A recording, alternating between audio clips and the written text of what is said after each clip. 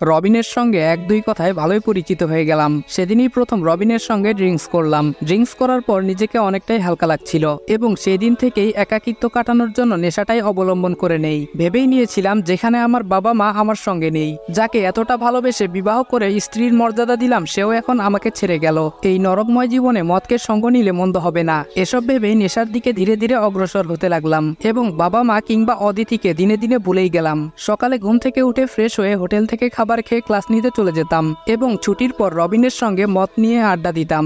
একটা সময় রবিনের সঙ্গে ভালোই বন্ধুত্ব হয়ে যায়, যার দরুন আমার পক্ষে ড্রিঙ্কস করাটা আরো সহজ হয়ে গেল। নেশার জগতে গিয়ে কেন জানি অদিতির কথা একদম ভুলেই যাই। আগে অদিতির কথা মনে হলে খারাপ লাগতো, কিন্তু এখন আর তা মনে হয় না। সবকিছুই এখন আমার কাছে স্বাভাবিক বলে মনে হতে লাগলো।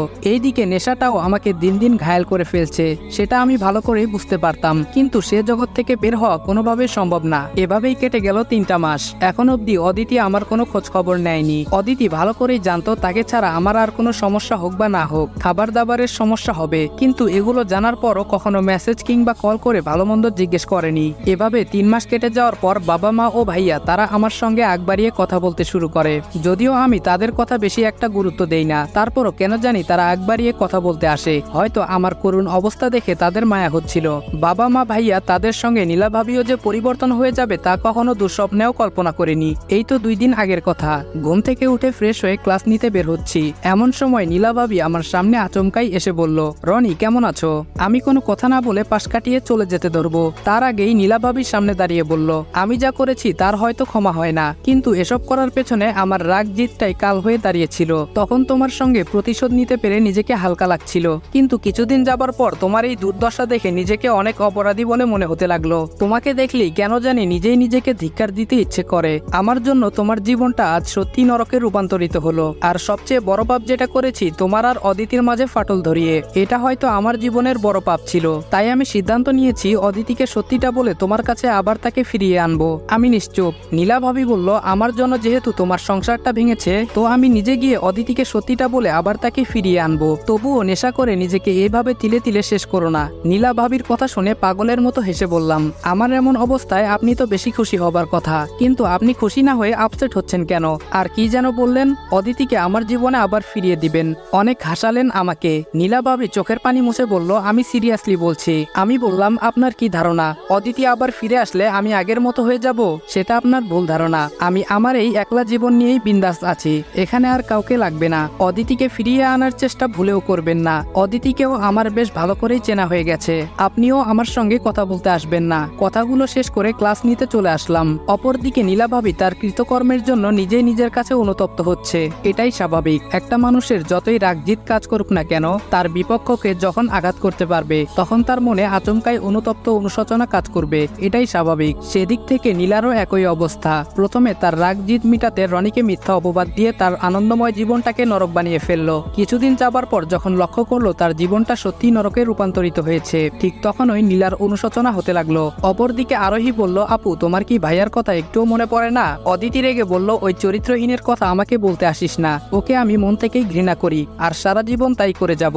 আরোহী বলল, আপু মাঝে মধ্যে চোখের দেখাও কিন্তু ভুল হয়, আর ওইদিকে ভাইয়াও মনে হয় তোমাকে ছাড়া কষ্টে আছে। তুমি অতীতে যা কিছু হয়েছে সব ভুলে গিয়ে ভাইয়াকে মেনে নাও এবং সুখের সংসার করো। অদিতি একরাশ ঘৃণা নিয়ে বলল, সুখের সংসার, তাও আবার ওই চরিত্রহীনটার সঙ্গে? সম্ভব না। আর ও কষ্টে থাকুক বা না থাকুক সে কথা আমাকে বলবি না, ওকে আমি আজীবনই ঘৃণা করে যাব।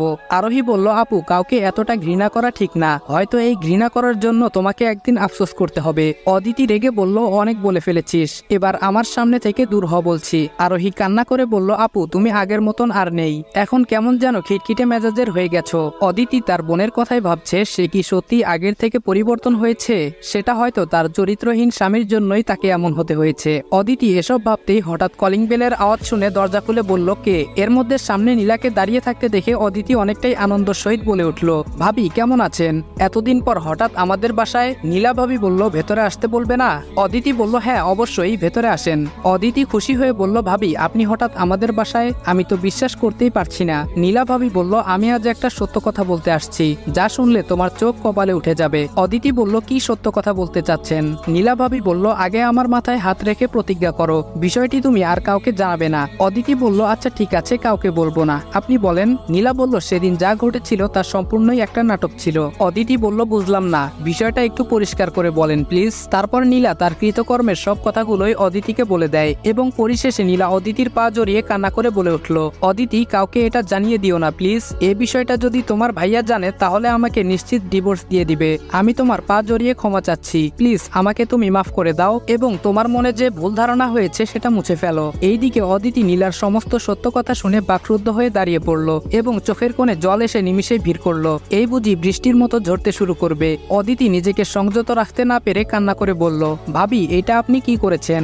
আপনি শুধু আপনার প্রতিশোধ নেননি, তার সঙ্গে যে আমার সংসারটাও ভেঙে ফেলেছেন। আপনি হয়তো জানেন না, সেদিনকার ঘটনার পর থেকে আমি ওকে অনেক ঘৃণা অবহেলা করতে শুরু করেছিলাম। পরিশেষে যখন আমাকে ফিরিয়ে নিতে আমাদের বাসায় এসেছিল সেদিনও অনেক অপমান অপদস্থ করে তাড়িয়ে দেই। অদিতির কান্না যেন আজকে বাধাই মানছে না। নীলা অদিতির মনের অবস্থা বুঝতে পেরে বলল, অদিতি, তুমি চাইলে আমার নামে নালিশ করে অ্যাকশন নিতে পারো, এতে হয়তো তোমার ভাইয়া আমাকে ডিভোর্সও দিতে পারে। অদিতি কান্না চেপে বলল, আপনি আমার সংসার ভেঙেছেন দেখে আমি আপনার সংসার ভাঙতে পারি না। আপনি নিশ্চিত থাকুন আপনার এই কথা গোপনই থাকবে। নীলা বলল, আর হ্যাঁ, রনির জীবনে তুমি দ্রুত ফিরে এসো, ও যে তিলে তিলে নিজেকে প্রায় শেষ করে দিচ্ছে। নীলা তার কৃতকর্মের কথাগুলো বলে সেখান থেকে চলে গেল। এইদিকে অদিতি তার স্বামীর সঙ্গে মিসবিহেভ করেছে, তার জন্য নিজেই নিজের কাছে অনুতপ্ত হচ্ছে। এখন সত্যটা জানতে পেরে অদিতির আগের রাগ ঘৃণা সেটা নিমিষে বদলে গিয়ে ভালোবাসায় রূপান্তরিত হয়ে গেল। আগের বন্ধ সিমটা অন করে যে ফোন দিতে যাবে এর মধ্যে অদিতির ফোনে কয়েকটা মেসেজ দেখতে পেল।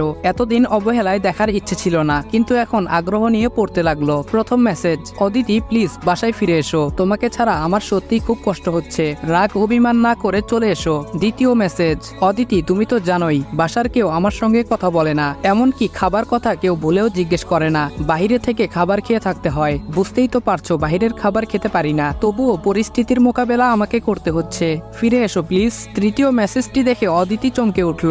মেসেজটি এমন ছিল, অদিতি, তোমাকে ফিরিয়ে আনতে গিয়ে আমাকে যে এতটা অপমানিত হতে হবে তা আমি কল্পনা করতে পারিনি। নিজের প্রতি খুব আশা ভরসা নিয়ে তোমাকে ফিরিয়ে আনতে গিয়েছিলাম, কিন্তু তুমি যে আমার সঙ্গে বাসায় এরকম সিন ক্রিয়েট করবে তা আমার ধারণারও বাহিরে ছিল। এই অপমানের কথাটি আমার জীবনের পাতায় স্পষ্ট লেখা থাকবে। তোমার জন্য যে ভালোবাসাটা ছিল সেটা আজ নিমিষেই শেষ হয়ে গেল। পরিশেষে একটা কথাই বলবো, তোমার যদি ডিভোর্স লাগে তাহলে আমাকে একটু বললেই হবে, খুব দ্রুত ডিভোর্স পেপার পাঠিয়ে দিব। ভালো থেকো, নির্লজ্জের মতো তোমার পেছনে আর যাব না, আল্লাহ হাফেজ। অদিতি তৃতীয় মেসেজটি পড়ে নিজের চোখের পানি আটকাতে পারল না, অজর ধারায় কান্নায় ভেঙে পড়ল এবং মনে মনে সিদ্ধান্তে উপনীত হলো সে আর নিজ বাসায় থাকবে না, সে এখন তার স্বামীর বাসায় থাকবে। অদিতি সেদিনই তার বাসা ত্যাগ করে স্বামীর বাসায় চলে গেল।